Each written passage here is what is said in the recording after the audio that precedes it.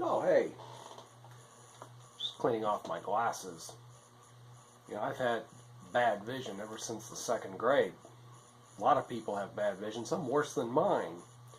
And today in our lesson in John chapter 9, Jesus is going to encounter a man who was blind since birth. And this is part of our continuing series on why there's sin and evil and suffering in the world. Why is it that if God is a good, benevolent God, that we have things like people who are born blind, and we have hurricanes and that sort of thing? Why do we have to wear glasses and take arthritis medicine and endure pain and suffering if God is so good? Well, we're going to look at that today. A couple of weeks ago, we looked at the fact that we all have free will. Last week, we looked at wheat and tares and how they grow together till the harvest time. And today, we're going to look at the fact that it's not always sin that causes problems with blindness and suffering and pain. Sometimes, well, that's just life. We live in an imperfect world. So stick around. As Bill Cosby once said, before we're done, you might learn something. So let's get started. Got another speck here. Be right with you. Yeah, that's better. Hey, if you look, we're only doing one. Next week, it might be all. Well, as we get into our lesson this morning, a couple weeks ago, we started looking at why we've got suffering and evil and that kind of thing in the world. And this was on the heels of one of the strongest hurricane seasons with Irma and Harvey and then Maria slamming into Puerto Rico and really doing a number there. And then right on the heels of that, we had the Las Vegas shooting, 58 people gunned down by a guy 38 floors above who we still don't really know anything about except his name, and that's about it. It seems to have kind of dropped from the headlines. And then we had an Islamic terror in New York running down some people. This wasn't a shooting, but a car that was used, or a truck. And then this in Thornton, not too far from where Debbie's parents live, a shooting in a Walmart. And then what finally prompted me to do this series was this shooting in a Baptist church where literally half the congregation was gunned down in Texas. So why do we have suffering and evil in the world? If God is such a good, benevolent, caring God, why does this happen? Well, so far what we've seen is a lot of it comes down to our own free will. To have true free will, we have to be able to choose between good and evil. There wouldn't be any choice at all if God said, all right, you can do whatever you want so long as you only choose what's righteous or what's good. Remember Henry Ford's line with the Model T, you can have it in any color you want as long as it's black. Not much of a choice. Not much of a choice if all I can choose is what's wise or what is smart or what's good. So we have to be free to choose what's evil. Last week, we looked at the Matthew chapter 13, the wheat and the tares.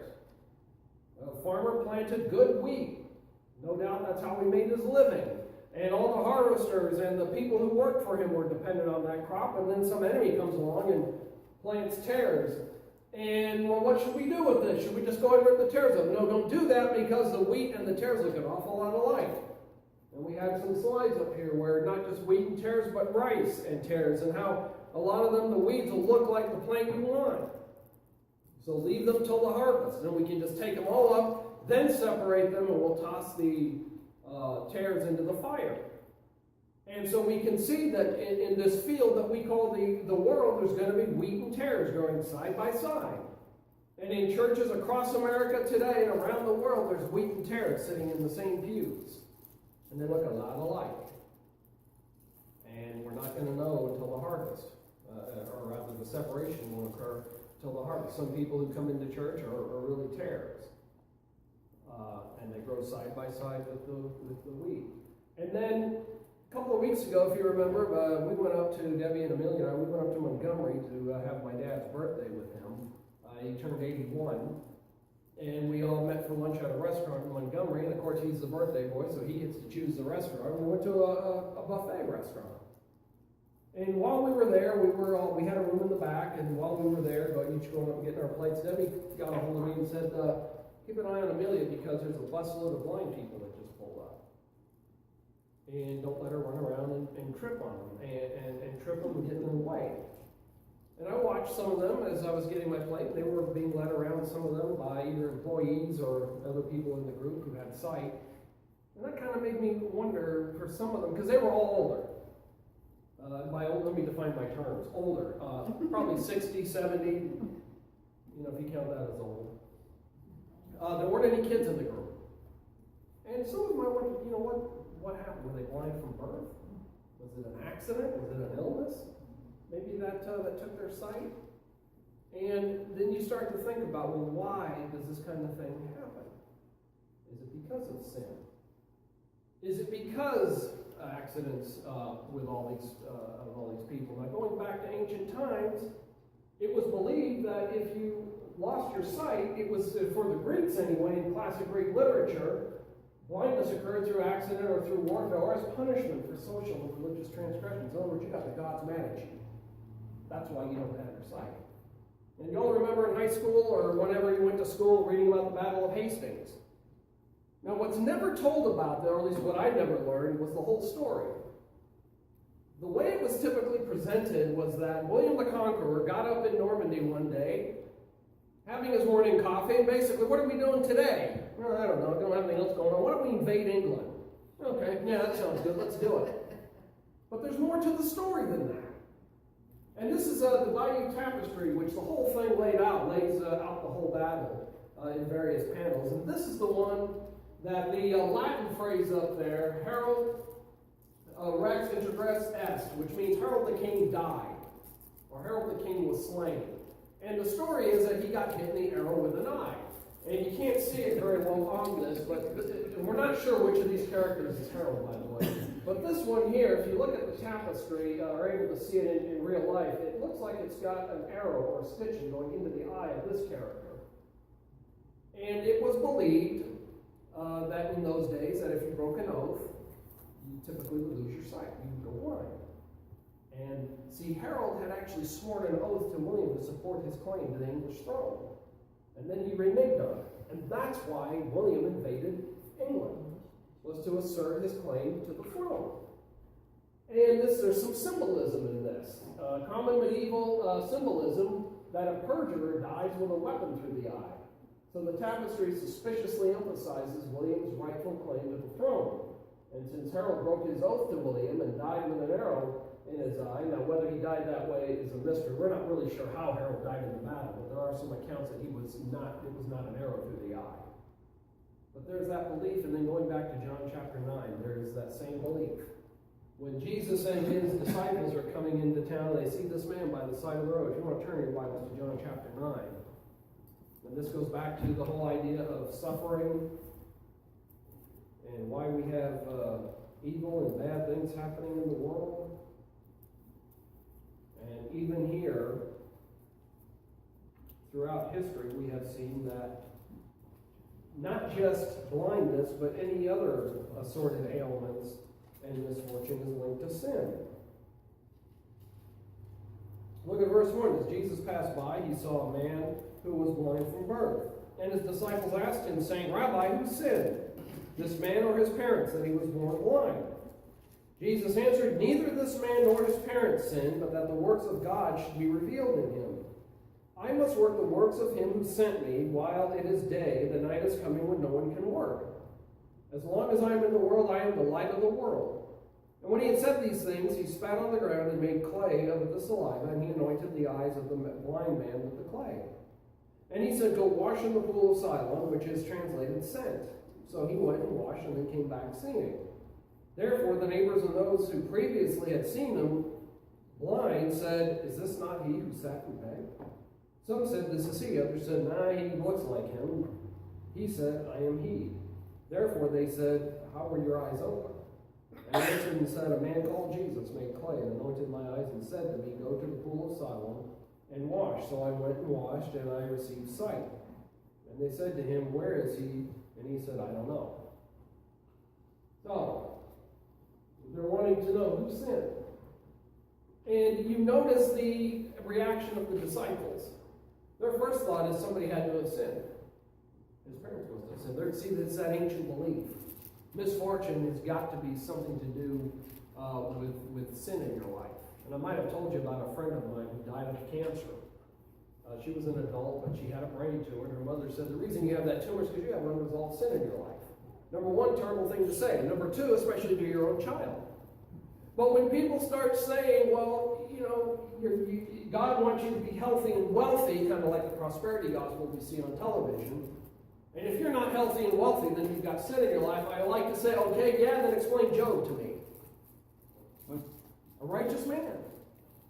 Even to the point that he offered sacrifices for his own children just in case they might have sinned and offended God. And you see here, here's the picture, here's his three friends, all pointing fingers at him. Job, you've sinned. You've got something wrong in your life. Here's his wife over here. Job, just curse God and die. And Job said, no, I'm going to hold on to my integrity. He may slay me, but I'll still trust in him. So explain Job to me if it's true that all misfortune, all illness is a result of sin. Sometimes it is. But we have to understand that sometimes, and that's the point Jesus is going to make, sometimes it's just going to happen. What about also, even if you're a righteous person? For instance, what about these guys? Shadrach, Meshach, and Abednego. We've got this big idol that Nebuchadnezzar erected. Don't really know what it was. Some think it was a statue of him. It could have been. What's really important that we understand is when they said, okay, we're going to sound the trumpets, everybody bow down. Wait a minute, we got these guys over. Why aren't you people bowing down over there? Because we're Hebrews. We only worship the true God. We're not bowing down to your idol. And I hadn't noticed this, but you know, you see this guy here? He looks to me like the expression on his face is he's almost mocking them. Mm-hmm. And this one over here too, on the audience right. This one too. Like they're almost mocking. Come on, bow down. No, I'm not gonna. And then we all know what happened. And here's another. I didn't notice this till this morning. Look at these guys here, getting eaten up by the flame. You can see they're trying to guard themselves from the flames. And they looked out there into the fire 7 times hotter and said, okay, wait a minute, didn't we put 3 in there? Yeah, well, who's that 4th one? There's 4 in there. How did that happen? Now, we like to think, well, we're Christians. We live in America. We have religious freedom. And, of course, you know, nothing can hurt us here. Well, let me tell you, not so fast. This is actually from Canada. And then you notice it's a Catholic agency, ostensibly Christian. This is going on right now in the courts in Canada, but this couple filled out an adoption application and found out that they thought homosexuality is a sin, so they said, no, you can't adopt. What do you think is going to happen down the road if that comes to here? Which, if I were a betting man, quite frankly, I think it will. Here's another one. This was in the United States. Professor denied promotion due to Christian beliefs. He won his case in federal court, got back pay and his promotion. So this case here had a happy ending. And then this one, I've been following this one because, well, I lived in Colorado. I lived in Lakewood. Debbie's family's from Colorado. This case, the Supreme Court is actually going to hear in another week or two. But he had a same-sex couple come in and wanted a wedding cake. And he said, no, I don't do that. It's against my beliefs. I'll do anything. He'll do anything else for anybody. He would have made them a cake, made them pie, made them cookies. He's just not going to do a wedding cake. For a same-sex couple, and he doesn't do Halloween cakes either. He's consistent in his principles.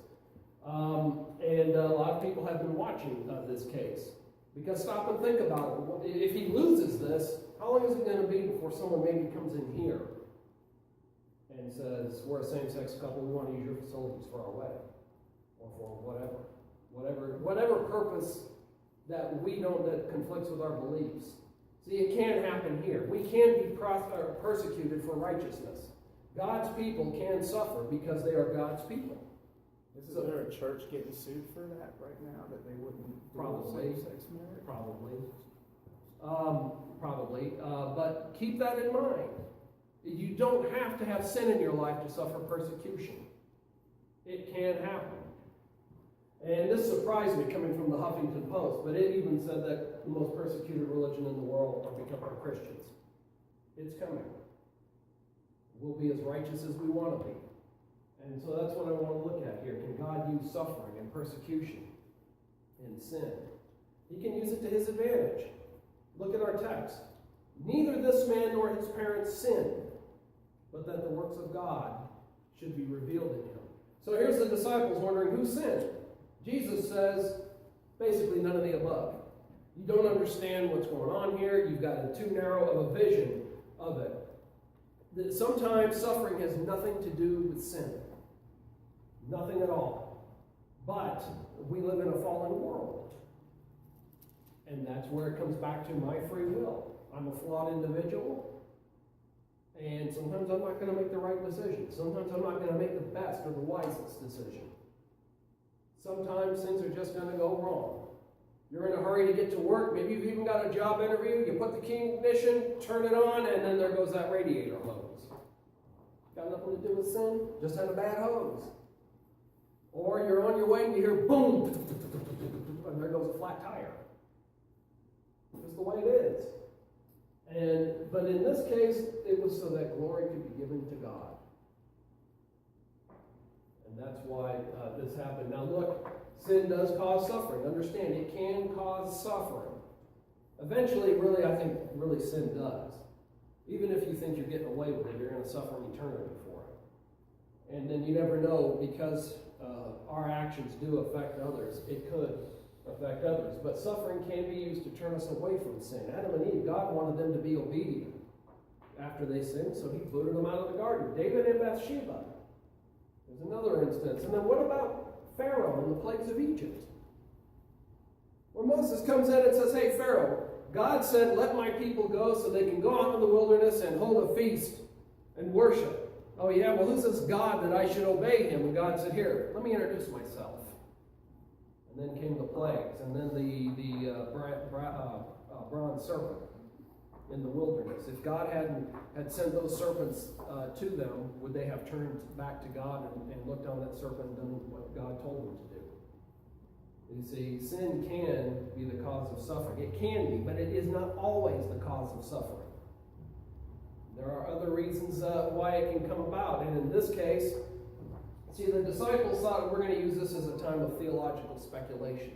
This is what we used to do at Bible school. We'd gather around some text, like say this one here. Why do you think his parents were, or why he was born blind? His parents said, well, could be, but what about himself? Well, no, he couldn't because he was born that way, and God wouldn't punish him for anything because he hadn't done anything. So what do you think? Jesus comes along and says, look, this is so God can be glorified. This is so the works of God can be manifest. This is so I can bring honor to God. See, Jesus looks at it from a totally different perspective than what these guys did. He looked at it deeper meaning. Many times we just get short-sighted. We look at what's happening here and now. We don't think about what's happening down the road. And that's what Jesus wants them to see.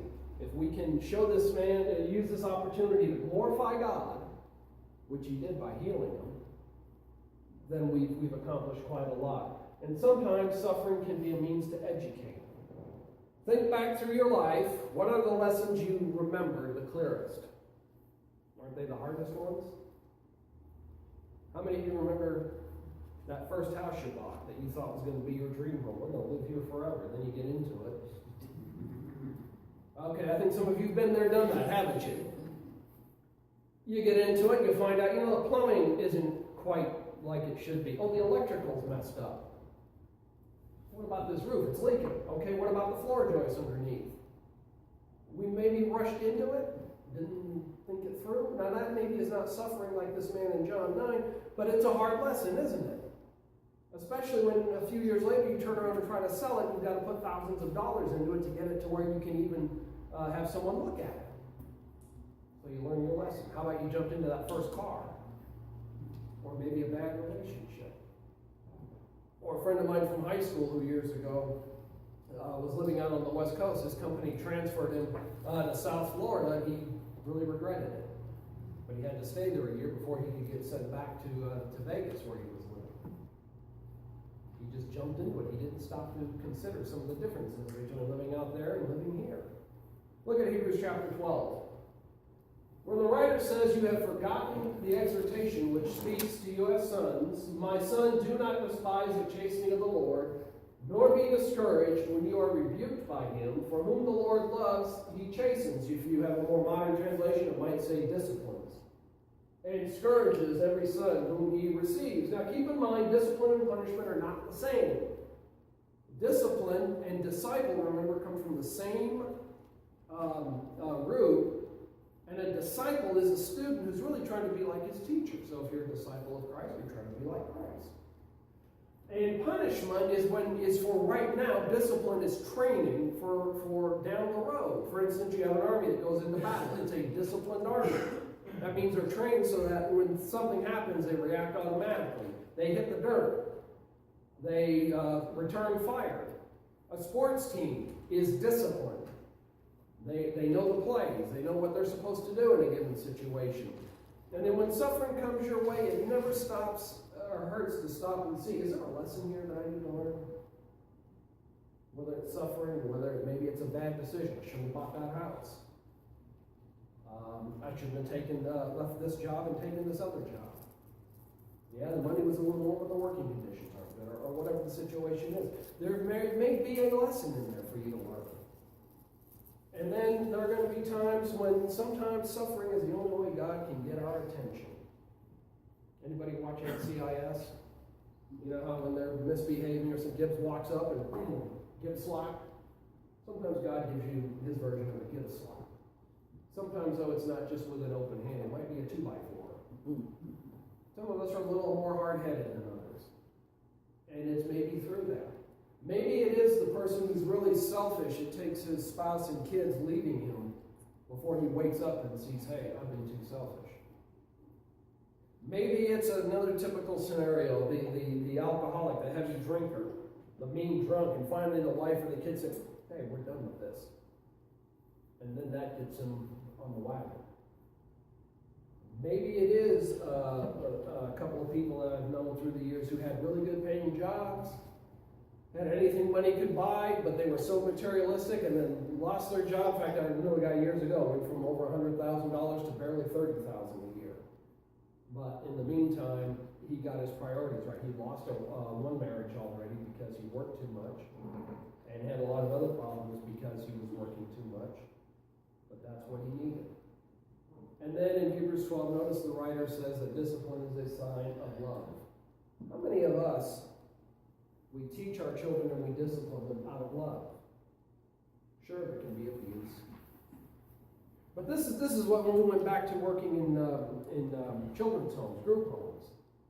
We were getting ready for bed one night, I don't know, it was 10 o'clock, 11, whatever time it was, and one of the girls was complaining, gee, at home I wouldn't have to do this. I had freedom. And I said, so did your parents ever, actually she lived with her dad, I said, did your dad ever put restrictions until you had to be at bed? No, I could do whatever I wanted. I said, bingo, that's why you're here. You didn't have freedom, you had license. You had no consequences for what you did. You made some bad choices, and that's why you're here. And, you know, not only because it's my job, but because I care about you, that's why we put restrictions on you. So you can learn how to responsibly use your freedom. And that's what God wants us to see. We've got freedom. I can make choices. Sure, I can choose evil, but consequences are going to come with that. It may be something as, or I can choose unwise or foolish, but there's consequences that will come with that. They could be something as simple as maybe, you know, you'll lose a couple of dollars because you made a bad choice. You could lose thousands of dollars. You could end up in prison if it's really a bad choice. And then when we are getting training, God wants us to remember a couple of things. First of all, when we face trial or sin, God is stirring us to stand fast, to conquer a trial, or to turn away from sin. A trial might be if you've had surgery and you're dealing with chronic pain. It might be a trial. God's trying to strengthen you. Maybe what you're going through now is preparation for something down the road. For instance, in the military, pilots and special forces. Because if they get captured, they are subject sometimes to torture and mistreatment by enemy nations. So they go through survival training where they get a taste of what it's like. They get a taste of what it's like to be in captivity. They spend, I think, about a month or so. They lose a lot of weight. They get a lot of mental games played with them, but it gives them a taste of what it's like if they're ever captured and what they can expect. And maybe God's getting you ready for something bigger. Maybe God, when you go through suffering or through a trial, God is preparing you to help somebody else. Now, down the road is going to go through the same thing. And who would you rather have leading you into battle? Would you rather have someone who's just read about it in a textbook and watched film, or someone who's actually been in battle? And you can get a lot of good advice from people who've been in situations that you have also been in. God will use our sufferings to His glory and to our advantage whenever we have to face them. And secondly, if you do fail and cave in, God is going to let you reap what you have sown. This is where the person gets like David and Bathsheba, caught in adultery, had a son that died. And then it set in motion some other things that came down on David. Let's face it, if you are a farmer and you want corn, what do you have to plant? You got to plant corn. You're not going to get corn if you plant soybeans or tomatoes. You want roses in your garden? You can't plant daisies. You want to live a righteous life? You want to have righteous, God-fearing children? You've got to plant that kind of a seed. You can't plant a seed of so-called wild oats, if that's what you want. In fact, here's some biblical examples we can look at where God used suffering to get someone's attention. We mentioned David. Nathan came to him. Hey, excuse me, King, I got a story to tell you. This guy over here who's got one sheep and he treats it like a child. It's his prized possession. And over here across the street is this other one who's got anything he wants, any amount of sheep, anything. He came over and took this guy's sheep. What do you think should happen to him? Well, he's going to hang. Who is he? I'll take care of this. Not so fast. You are the man. And then you notice what David did, or rather what David didn't do. Because in those days, remember, there was no parliament, no Congress, there was no courts. I mean, he's the law. He could have had Nathan hanged for that. He could have turned around and said, what are you talking about? What about this guy over here, this king in the next country? Have you seen what he's done? But no, what did David do? He showed a contrite heart. He realized he had sinned. And that led to the 51st Psalm, is a lament over what he did. And that's a lesson there for us. When you're caught, admit it. Because it's not usually the crime that gets you into the serious trouble, it's the cover-up. You don't believe me? Ask Richard Nixon. Ask the tobacco companies. It's the cover-up that got them into trouble. That's what got David into trouble. Remember, he sent Uriah off to battle, and ended up he put him in the heat of the action, so he gets killed. He tried to cover it up, and it caught him. And then what about the serpent? We looked at this, the bronze serpent. That's how God used suffering to get them back. And then, those 10 plagues, especially number 10, the death of the firstborn. That got Pharaoh's attention. Finally, where he did what God wanted them to do. And then let's not forget Joseph. That's a whole study in and of itself. He was the favorite. That was pretty clear. Not only that, but he kept rubbing his brother's noses. And they finally said, we've had enough of this. Sell him into slavery. Be rid of him. And then he ends up in prison. And for a while, and then finally he gets called to interpret Pharaoh's dream. And you know the rest of it. The saving up 7 years of plenty for 7 years of famine. And then when he reveals himself to his brothers, you remember what he told them? You meant this for evil, but God meant it for good. So if he hadn't gone through all that, would he have been able to prepare for the famine? No. Going back to Hebrews 12, suffering is also God's way to get our attention when there's a life-changing consequence in it, or significance. Like Joseph, or like Pharaoh. Any one of those were life-changing consequences. And God used suffering to get their attention. And this is tough to do, but try not to despise God for it. When we go through something like that. It's tough. I'm speaking from personal experience. The preachers and elders go through the same things you go through. If you've ever been standing there screaming at God, why God? We've done it too. Preachers and elders. We have a hard time sometimes accepting what God has laid out for us even. And God wants us to pay attention because there's a lesson to learn. You might have gotten that at school. Okay, pay attention. This is important. If you've ever had any kind of survival training in the scouts or anything, pay attention. This is important. This will save your life.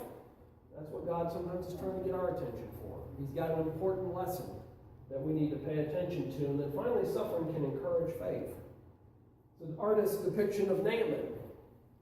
Remember Naaman? who I don't mean personally, did you know him? No, I mean, some of them looking at it like, no, I don't know. You know, he had leprosy, and he had a Hebrew slave girl who told him, you know, there's a man, a prophet back in my country who I think can help you. And Elijah didn't even bother to come out. He just sent someone out there to talk to him. Go dip in the Jordan 7 times. He wants me to do what? Go dip in that. So and why didn't he come out himself to tell him? Why did he send some underling out? And he was pretty mad. But wait a minute. If God had told you, or if the prophet had told you to go and do something great, wouldn't you have done it? Build a temple, maybe climb a mountain. Oh yeah, I would have done it. So then why don't you just go dip in the river? And the time you've been standing here arguing and fussing about it, you could have done it. And he went and did it. Which, you know, to me there's a modern parallel when it just comes to baptism. How many people would rather stand here and argue day in and day out about what baptism is rather than just do it? Because God said to do it. And that's what they had to tell him, look, you've just been told to do, just go do it. Don't fuss about it. And he did. And we can see there that God wants to give us a good, godly encouragement. That's how he got it, by going and doing to the prophet and doing what he was told. And when we want to seek godly encouragement, let's also remember to ask God to help us make necessary changes. Again, that can be hard to do. But we need sometimes to do that. That might be God's lesson in a bad decision that we made or suffering. And then don't get caught up in things that might trip you up. You know, if you need godly encouragement, you're not going to find it down at the local watering hole. If you need good godly guidance, you're not going to find it in the advice columns in the various papers. You know, you need to go here primarily, to the Bible. Maybe you need to talk to a Christian friend. That's where you're going to find good godly counsel. And then let's also not remember, this you don't remember the Twilight Zone. This put this up here. There was an episode of the Twilight Zone where a gambler had died, and he ended up in a room where he could win, and no matter what he did, he won. He played blackjack, he won. He played the slot machines, he won. And it was great. He was making all this money. He was finally winning at gambling. And he could have anything that his heart desired, but then something occurred to him. Who am I going to share this with? Who am I going to tell? There's nobody to tell. I can't do anything with this money. Turned out he was actually in hell. Because he couldn't tell anybody what he had done. You see, you don't want to go someplace like that. If you want good time, if you want a good godly time, you need to go where there's good godly people. Even though it looks good, he thought it was going to be great, it wasn't. And a lot of times sin is that way. And think about this, we'll miss out a lot if we fail to see what it is that God wants to teach us through suffering.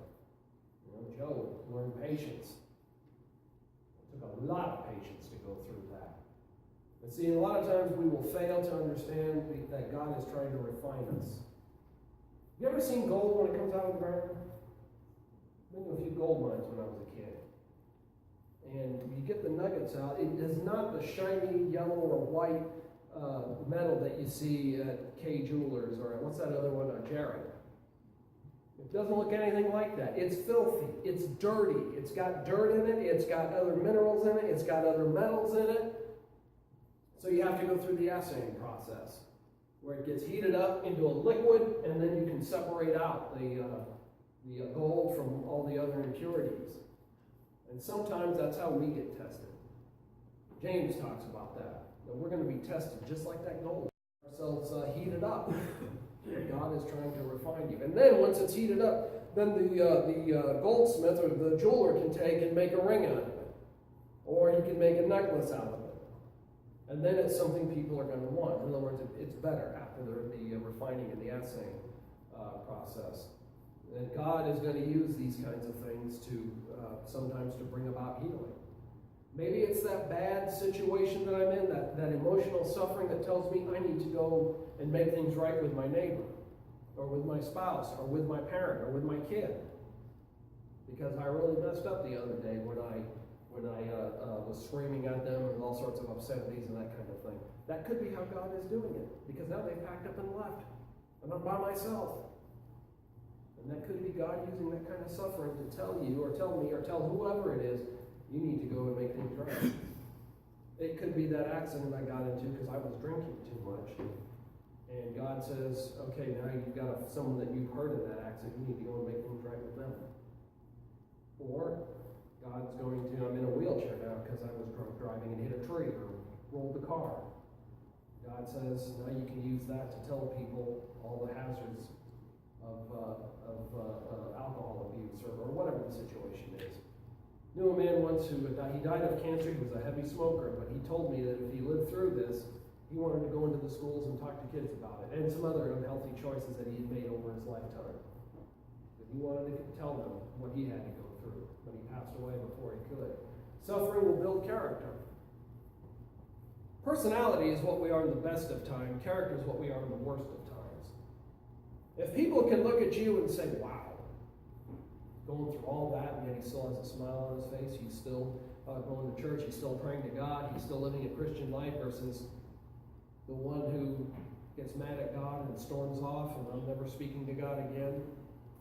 Because if you want people to go to heaven, you've got to give them something to show them that heaven's for real, that God is for real.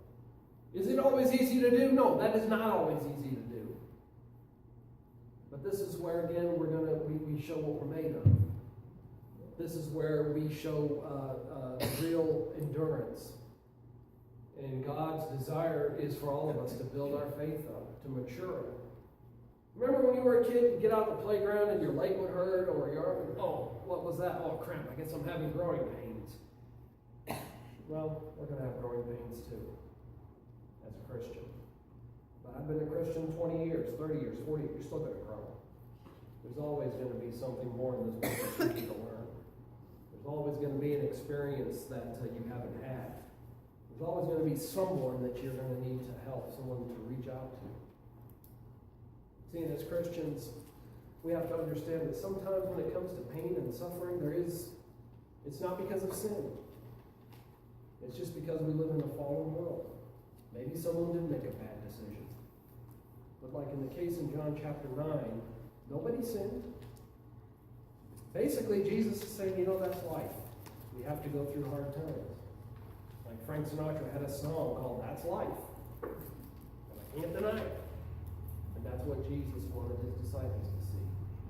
And sometimes that's all the answer we have, is the fallen world, and we just have to go through it. But we can use it to the glory of God. I've got a chronic pain or whatever my issue is, and I can use it to the glory of God. I can help someone else get through it. I can, even though I've got this pain, I can still show people that God is good and merciful because of all the other things that he's done for me, namely sending Jesus to pay the price for my sins. God still loves me.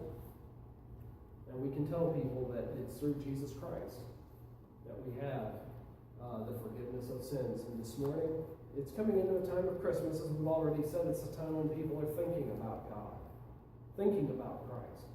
This would be a great time to either rededicate yourself, be baptized into Christ, whichever you need. And if we can help you to make something right with God or something else right in your life, you need the prayers of the church, why not let us know as together we stand and as we Jesus is standing in Pilate's hall, friends forsaken, betrayed by all. Hearken what meaneth this sudden